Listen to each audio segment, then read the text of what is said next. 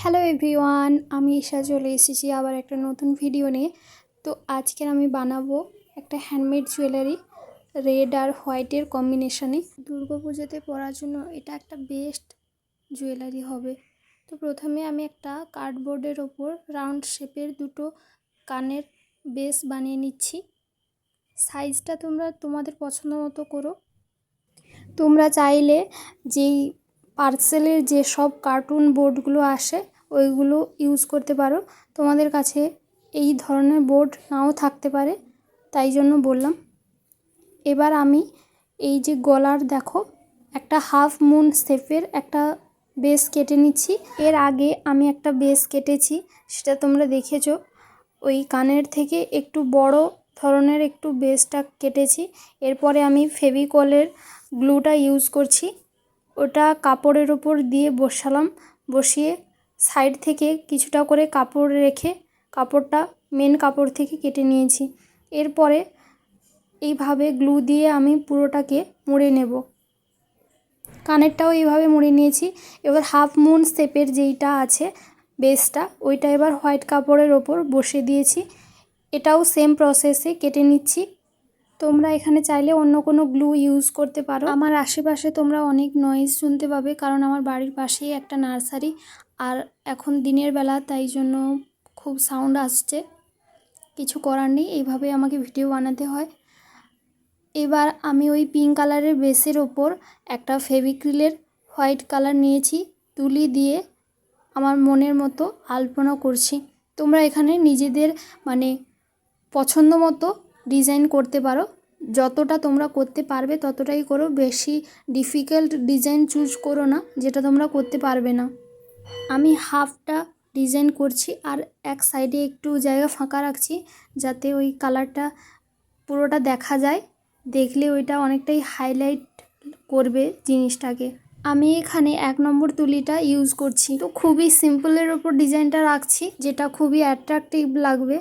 তোমরা এখানে এই ফেভিক্রিলের কালারটাকে একটু পাতলা করার জন্য যে কোনো ধরনের অ্যাক্রিলিক মিডিয়াম ইউজ করতে পারো।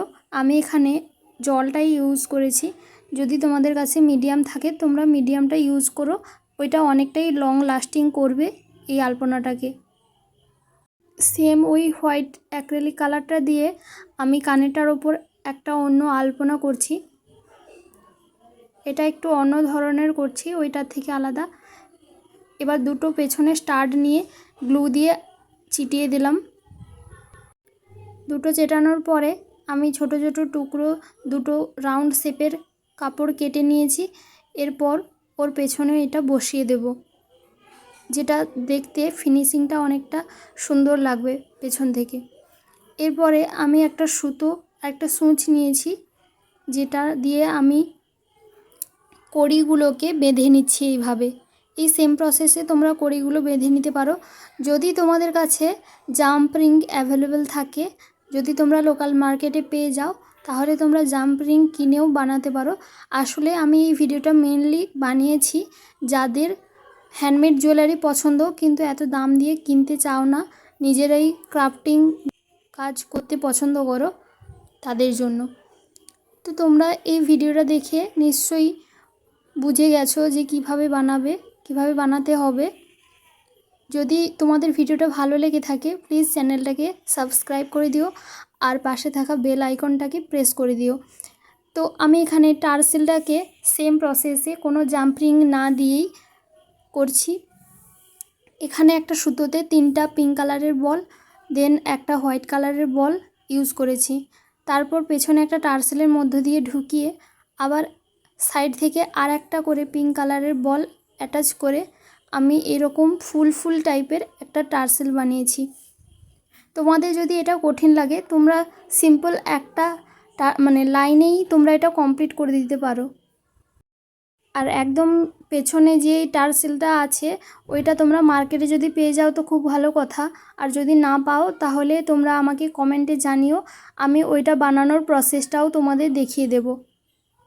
তো এইটা হচ্ছে কমপ্লিট লুক। তো ভিডিওটা কেমন লাগলো আমাকে প্লিজ কমেন্টে জানিও সবাই, আর এই ধরনের ভিডিও দেখতে আমার চ্যানেলটাকে সাবস্ক্রাইব করে দিও। ভিডিওটা শেষ পর্যন্ত দেখার জন্য অসংখ্য ধন্যবাদ।